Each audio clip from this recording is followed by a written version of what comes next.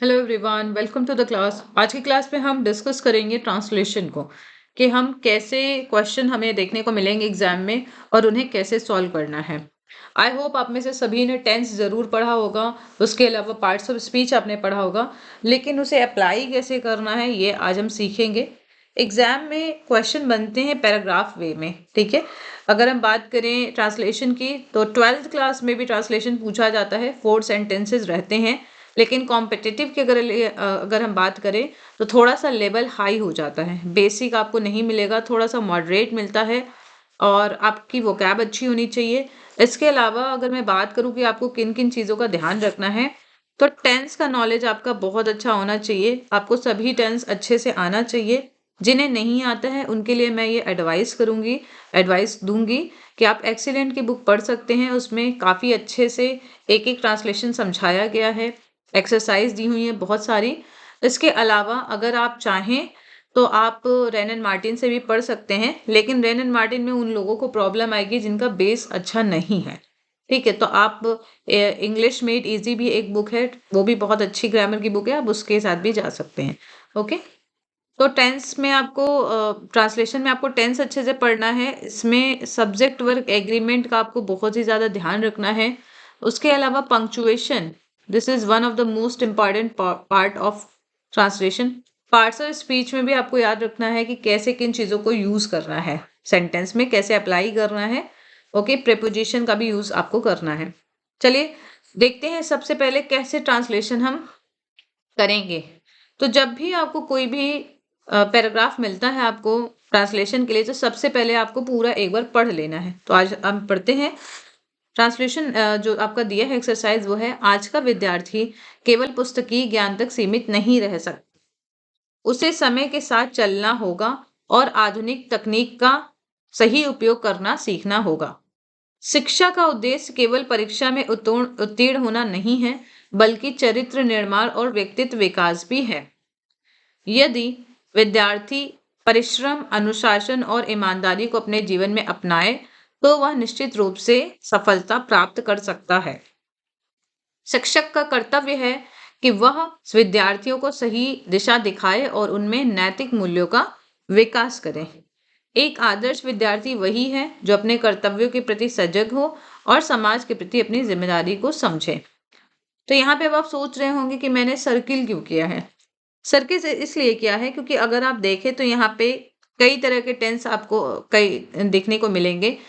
देखिए, जैसे यहाँ पे अगर मैं सकता की बात करूं, ठीक है, तो यहाँ पे मॉडल वर्ब्स आपको कैन का यूज करना है, ठीक है। कैन का यूज आप करेंगे, ये कोई टेंस नहीं है। मॉडल वर्ब्स आपने पढ़ी होगी, कैन, कुड, मे, माइट। चलना होगा अगर हम बात करें तो ये क्या हो गया आपका future tense. Okay, same as सीखना होगा, ये क्या हो गया फ्यूचर टेंस। नहीं है, यहाँ पे लिखा नहीं है तो आपको सिंपल प्रेजेंट यूज करना है। तो इस तरह आप ओवरऑल सेंटेंस को जब आप पढ़ लेंगे, पूरा आपका पैसेज दिया है, जब आप उसे पढ़ेंगे हिंदी पैराग्राफ को, तो आपको ये समझ में आएगा कि हमें किस टेंस पे ज्यादा फोकस करना है। तो ऐसा नहीं है कि केवल आपको एक ही टेंस में मिलेगा, आपको according to sentence tense change करना पड़ेगा। ओके, तो स्टार्ट करते हैं सॉल्व करना। आज का विद्यार्थी केवल पुस्तकीय ज्ञान तक सीमित नहीं रह सकता। आज के विद्यार्थी को हम क्या लिखेंगे, टुडेज स्टूडेंट, ठीक है। मैं यहाँ साथ ही साथ सॉल्व करते जा रही हूँ जिससे आपको आसानी हो सके, फिर हम इसे मैच कर लेंगे आंसर को, ठीक है। टुडेज स्टूडेंट, अब क्या है, सबसे पहले सब्जेक्ट लिखना है। सब्जेक्ट है आपका टुडेज स्टूडेंट। फिर आपको लिखना है हेल्पिंग वर्ब। यहाँ पे हमारी हेल्पिंग वर्ब क्या है, कैन। कैन नॉट हो गया। सीमित नहीं रह सकता, रह सकता है कि इंग्लिश क्या होगी, लिव। Can not live. लेकिन यहाँ पे देखिए, सीमित वर्ड अगर आ गया है तो आप क्या लिखेंगे, रिमेन कन्फाइंड। क्या लिखेंगे आप, सीमित की इंग्लिश क्या होगी, कन्फाइंड। तो रिमेन लिमिटेड आप कर सकते हैं। यहाँ पे देखिए रिमेन ही रहेगा वर्ग की फर्स्ट फॉर्म, क्योंकि कैन लग गया है। जो भी मॉडल वर्ब्स आती है उनके साथ वर्ग की फर्स्ट फॉर्म ही आपको लगती है, ठीक है। या तो आप कन्फाइंड कर सकते हैं, CONFINED, कन्फाइंड कर सकते हैं, या आप कर सकते हैं लिमिटेड। दोनों में से कोई एक। कहाँ तक नहीं रह सकता लिमिटेड, केवल पुस्तकीय ज्ञान तक। देखिए केवल लिखा है यहाँ पे, तो आप मेयर लिख सकते हैं या ओनली लिख सकते हैं, ठीक है। लिमिटेड हम मेयर लिख सकते हैं, मेयर टू क्या है, पुस्तकीय ज्ञान, ठीक है। क्या हो जाएगा इसका, बुकिश नॉलेज। यहाँ पे स्पेस थोड़ा सा कम है तो मैं इसलिए लिख दे रही हूँ। फिर हम इसे मैच करेंगे कितना आप सही कर पा रहे हैं कि नहीं। उसे समय के साथ चलना होगा। अब देखिए यहाँ पे उसे वर्ड आया, उसे किसके लिए आया है, विद्यार्थी के लिए। तो यहाँ पे विद्यार्थी के लिए हम नॉर्मल सेंस में अगर आप कर ले, जनरलाइज वे में हम ही लिख सकते हैं, शी भी सही है, हम ही लिख दे रहे हैं। उसे चलना होगा, यहाँ पे देखिए वैसे तो देखिए फ्यूचर का टेंस लग रहा है, लेकिन यहाँ पे चलना होगा लिखा है, मतलब क्या हो गया, यहाँ पे कंपल्शन है। कंपल्शन जब भी आता है तो हम क्या लिखते हैं, मस्ट। कंपल्शन जब भी आएगा तो हमें मस्ट का प्रयोग करना है। अगर हम नॉर्मल सेंस में देखें, जैसे कि वह जाएगा, हम ये काम करेंगे, तब आप विल या शैल का प्रयोग कर सकते थे, लेकिन यहाँ पे कंपल्शन दिख रहा है इसलिए यहाँ पे मस्ट का प्रयोग होगा। उसे चलना होगा, तो यहाँ पे हम लिख सकते हैं ही मस्ट गो, ठीक है, ही मस्ट गो। या हम लिख सकते हैं मूव। किसके साथ चलना होगा, समय के साथ। अब देखिए साथ की इंग्लिश क्या होती, विद। साथ की इंग्लिश क्या होती है, विद। किसके साथ, टाइम, विद टाइम, ठीक है। ही मस्ट गो और मूव विद टाइम, ओके। और आधुनिक तकनीक का सही उपयोग करना सीखना होगा। अब और की इंग्लिश हम क्या लिखेंगे, एंड। आधुनिक तकनीक का सही उपयोग करना सीखना होगा। तो देखिए सब्जेक्ट तो ऑलरेडी हमने लिखा है, तो हम क्या लिखेंगे अब, सीखना होगा, उपयोग करना सीखना होगा। तो सीखने के लिए हम पहले लिख लेंगे लर्न। अब आप यहाँ पे कंफ्यूज कर हो सकते हैं कि उपयोग की इंग्लिश लिखेंगे या सीखने की, तो हम सीखने की पहले लिखेंगे, ठीक है। लर्न टू यूज ऐसे लिखेंगे, ठीक है। लर्न टू यूज, क्या यूज कर रहे हैं, आधुनिक तकनीक। आधुनिक की इंग्लिश क्या लिखेंगे, मॉडर्न। आधुनिक की क्या लिखेंगे, मॉडर्न टेक्नोलॉजी, टेक्नोलॉजी, ठीक है, ठीक है। का सही उपयोग, तो यहाँ पे हम लिख सकते हैं, सही के लिए लिख सकते हैं क्या, वाइसली। या हम क्या कर सकते हैं, and learn how to use modern technology wisely, ठीक है। हम ऐसे भी कर सकते हैं, दोनों सही है। शिक्षा का उद्देश्य केवल परीक्षा में उत्तीर्ण होना नहीं है। अब देखिए शिक्षा का उद्देश्य, सबसे पहले हम इस वर्ड को ट्रांसलेट करेंगे, क्या लिखेंगे, उद्देश्य की इंग्लिश आप पहले लिखेंगे द एम ऑफ एजुकेशन। क्या लिखेंगे, द एम ऑफ एजुकेशन। अब यहाँ पे क्या है, नहीं है, तो नहीं है कि इंग्लिश क्या होगी, इज नॉट। लेकिन यहाँ पे केवल वर्ड भी आ गया है। देखिए यहाँ पे देखिए दो तरीके से आप लोग ट्रांसलेट करना समझ सकते हैं, लेकिन मैं आपको डिफरेंस बता रही हूँ। यहाँ पे लिखा केवल परीक्षा में उत्तीर्ण होना नहीं है, बल्कि चरित्र निर्माण और व्यक्तित्व विकास भी है।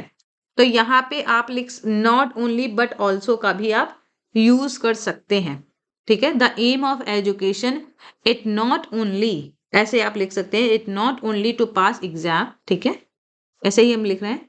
The aim of education is not only to, उत्तीर्ण की क्या होगी, पास, ठीक है। परीक्षा में लिखा है तो इन द एग्जामिनेशन हम कर सकते हैं, इन द एग्जामिनेशन, ठीक है, इन द एग्जामिनेशन। अब बल्कि आ गया ना, बल्कि के बाद भी आ गया है, तो हम लिख सकते हैं not in the examination but also, but also क्या है, बट ऑल्सो, यहाँ पे कॉमा लगाएंगे आप, बट ऑल्सो चरित्र निर्माण और व्यक्तित्व विकास। तो यहाँ पे हम क्या लिखेंगे, to build, but also to build. Build मतलब क्या होगा, निर्माण, किसका निर्माण कर रहे हैं, चरित्र निर्माण। But also to build character and व्यक्तित्व विकास, एंड क्या होगा, डेवलप, डेवलप किसका विकास किया जा रहा है, personality, but also develop personality, okay. यदि विद्यार्थी परिश्रम, अनुशासन और ईमानदारी को अपने जीवन में अपनाए। अब देखिए आपने कंडीशनल सेंटेंस पढ़ा होगा, ठीक है, तो ये जब आप पढ़ते हैं तो फर्स्ट आपको क्या लिखना है, प्रेजेंट में। ओके, फर्स्ट वाला जो पार्ट है सेंटेंस का प्रेजेंट में करेंगे। लिखिए इफ, लिखेंगे इफ विद्यार्थी है तो यहाँ पे हम इफ अ स्टूडेंट लिख सकते हैं। ठीक है, इफ अ स्टूडेंट अपनाए, अपनाए की इंग्लिश क्या होगा? एडॉप्ट्स। एडॉप्ट्स क्या अपनाए? परिश्रम। परिश्रम की क्या होगी? Hard work. अनुशासन की क्या करेंगे? डिसिप्लिन। एंड ईमानदारी की क्या लिखेंगे? ऑनेस्टी। किस में? अपने जीवन में। In his life, in his life. अब देखिए कंडीशनल सेंटेंस का देखिए यहाँ भी यूज दिया है, तो आपको देखिए कई सारे अलग अलग तरीके के जब आप सेंटेंस आपने पढ़े होंगे तो उनको आप अप्लाई करते हैं ट्रांसलेशन में। ये देखा जाता है कि आपने कितना इसको समझा है। तो अगर इनकेस आपको समझ नहीं आ रहा है तो LT ग्रेड मेंस की क्लास मैं अभी पढ़ा रही हूँ, तो आप चाहें तो उस क्लास को ज्वाइन कर सकते हैं। उसमें हम डिस्कस करेंगे इन सभी चीज़ों को। Okay, if a student adopts hard work, discipline and honesty in his life, तो क्या होगा? तो वह निश्चित रूप से सफलता प्राप्त कर सकता है। यहाँ पे अगर लिखा होता कर, करेगा, करेगा, तब हम दूसरी तरह से ट्रांसलेट करते, लेकिन यहाँ पे लिखा है कर सकता है तो हम कैन का यूज करेंगे। तो यहाँ पे लिख सकते हैं ही कैन। प्राप्त करने को क्या हम लिख सकते हैं? अचीव। निश्चित रूप से यहाँ पे लिख लिया ना, तो ही कैन डेफिनेटली लिख सकते, he can definitely achieve success, achieve success. Okay, यदि वह, if a student adopts hard work, discipline and honesty in his life, तो वह, तो के लिए हम कॉमा लिख देंगे। ठीक है, नॉट ओनली के साथ हम यहाँ पे कॉमा लगाएंगे। नॉट ओनली बट ऑल्सो का आप अच्छा ये पहले सेंटेंस पे था। ओके, यहाँ पे आप कॉमा लगाएंगे कंडीशनल में। He can definitely achieve success, full stop लगाएंगे। हमेशा आपको फुल स्टॉप लगाना है, फर्स्ट लेटर आपका कैपिटल होना चाहिए। नेक्स्ट देखिए, शिक्षक का कर्तव्य है कि, तो पहले हम इसको ट्रांसलेट करेंगे। शिक्षक का कर्तव्य है कि, यहाँ पे हमको इट से स्टार्ट करना पड़ेगा। क्यों? क्योंकि यहाँ पे कोई भी सब्जेक्ट नहीं दिया है। शिक्षक का कर्तव्य, ये हमारा ऑब्जेक्ट हो गया, तो ठीक है। It is, it is, it is the duty of a teacher. क्या लिख लेंगे? It is it is the duty of a teacher. The duty करेंगे कर्तव्य के लिए, आर टीचर करेंगे, राइट। क्या कर्तव्य है?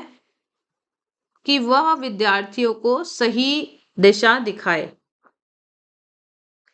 तो यहाँ पे देखिए दो तरीके से ट्रांसलेशन हो सकता है। That he should show the right path to the students, आप ऐसे भी लिख सकते हैं। And to develop moral values in them. ठीक है, यहाँ पे हम ऐसे लिख सकते हैं, देखिए दैट ही शुड, दो तरीके से लिख सकते हैं, अभी मैं बताऊंगी आपको। He should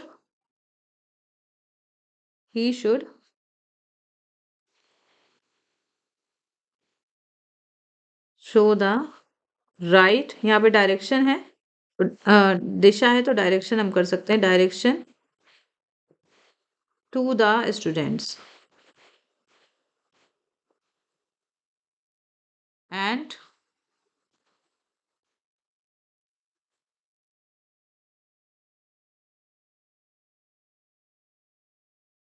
develop